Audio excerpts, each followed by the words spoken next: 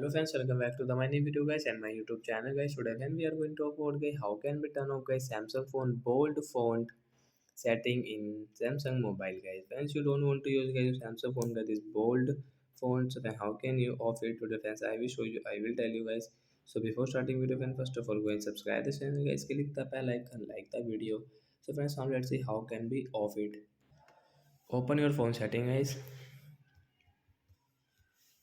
After on phone setting guys, you can see this type of setting. So when we will search here guys, direct guys bold font. So when you can see guys your bold font guys, we will tap here to direct guys we can off from here. After of guys, you can see guys your font style setting guys is normal without bold.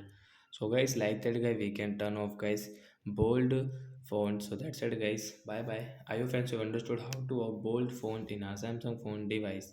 So that's it guys.